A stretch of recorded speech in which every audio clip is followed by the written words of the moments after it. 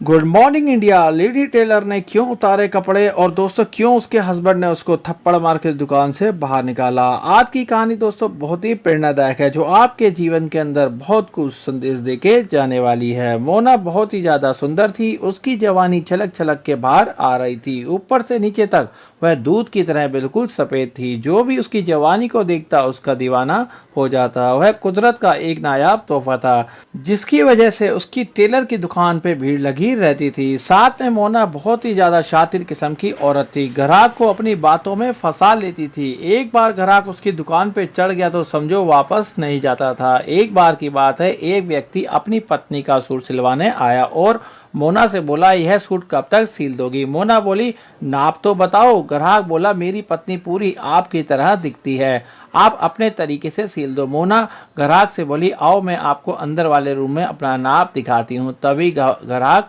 घबरा गया और बोला, आप जैसा चाहो वैसा सिल दो, मेरी पत्नी आपकी तरह है, मुझे बहुत देर हो रही है। मोना उस ग्राहक को जबरदस्ती अंदर वाले रूम में ले जाती है और अंदर वाले रूम में जाते ही ग्राहक के सामने अपने कपड़े खोल देती है और बोलती है, क्या मैं इतने दिखती है। ग्राहक उसको नग्न देख के हिल जाता है और उसको अपनी बाहों में भर लेता है। दोनों ठीक आधे घंटे के बाद रूम से बाहर निकलते हैं। फिर मोना बोली, अब बताओ नाप कैसा लगा। ग्राहक बोला, बहुत ही अच्छा। ग्राहक को मजा आने लगा। ग्राहक फिर बोला, मैडम अब मैं कब आऊँ दोबारा। मोना मुस्कुराते हुए बोली, जब आपका मन करे तब आ जाना, यह मेरा व्हाट्सएप नंबर है। थोड़ी देर में ग्राहक चला गया। अब शाम के 7 बज चुके थे। मोना के पति का आने का टाइम हो गया था। क्योंकि मोना का पति निहायत ही शरीफ आदमी था, उसको अपनी इज्जत बहुत ही प्यारी थी, लेकिन वह मोना की हरकतों को नहीं जानता था। क्योंकि मोना का पति जब भी घर पर या दुकान पर रहता वह बिल्कुल शरीफ बन के रहती थी और दुकान पे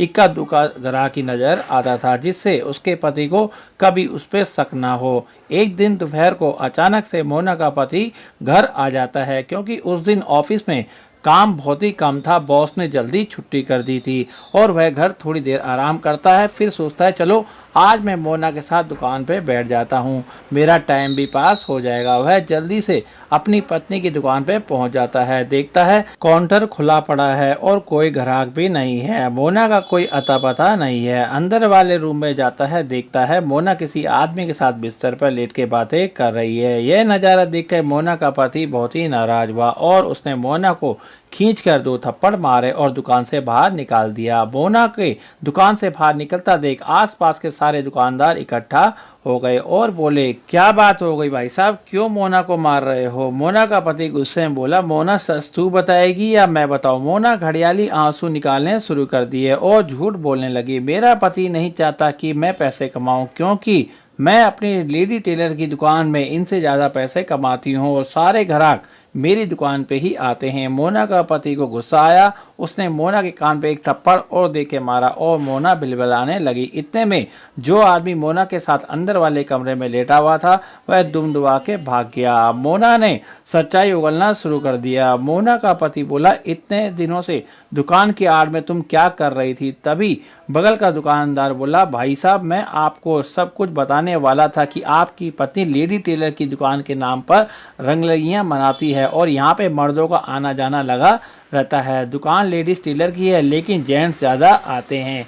यह बात सुनते ही मोना के पति के आंखों में आंसू आ गए और जोर जोर से रोने लगा और बोला, मोना मैंने तुम्हारी खुशियों में कोई कमी नहीं छोड़ी थी, तुम्हें हर काम की आज़ादी दे रखी थी, लेकिन तुमने आज़ादी के नाम पे नाजायज फ़ायदा उठाया और मेरा विश्वास तोड़ा है। आज के बाद तुम्हारे मेरे बीच में कोई रिश्ता नहीं रहेगा। तभी मोना का पति ने मोना के भाई को फ़ोन किया, क्योंकि मोना का मायका उसकी ससुराल से मात्र 30 मिनट की दूरी भी था। फोन पर मोना का भाई बोला, जीजा जी आप रो क्यों रहे हो, क्या बात हो गई है और मोना कहाँ है। मोना का हस्बैंड बोला, राजेश तू आके देख, तुझे सब पता लग जाएगा। थोड़ी देर में मोना का भाई राजेश भी आ गया। मोना के हस्बैंड ने मोना के भाई को सारी कहानी बताई। यह बात सुनते ही राजेश ने मोना के 2 थप्पड़ मारे और अपने जीजा जी के पैर पकड़ने लगा। जीजा जी इसकी तरफ से मैं आपसे माफ़ी मांगता हूँ, लेकिन आप इसको मत छोड़ो, क्योंकि अगर आपने इसको छोड़ दिया तो यह मैके आ जाएगी और माताजी पिताजी जीते जी मर जाएंगे। अभी हमारी एक छोटी बहन है, उसकी भी शादी करनी है। इस बेशरम ने तो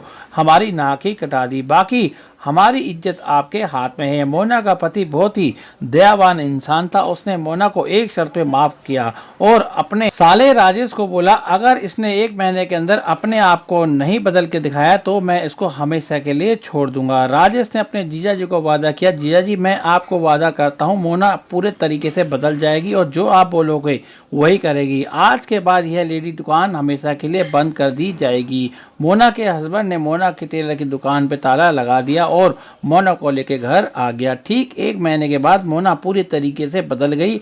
अब वह अपने पति की बातें मानती है और अपने घर में रह के अपने सास ससुर की सेवा करती है। दोस्तों आज की स्टोरी में हमें यह सीखने को मिलता है, अगर विश्वास अगर एक बार टूट जाए तो वो वापस नहीं आता, चाहे आप जितनी मर्जी कोशिश कर लें। धागा टूटने के बाद उसमें गांठ ही बनती है, इसलिए अपने पति पत्नी के रिश्ते को हमेशा सुजो कर रखें। दोस्तों आज की कहानी आपको कैसी लगी कमेंट सेक्शन के अंदर जरूर बताएं। साथ में इस कहानी को लाइक करें, चैनल को सब्सक्राइब करें, बेल आइकन को क्लिक करें जिससे मेरा हौसला बढ़े।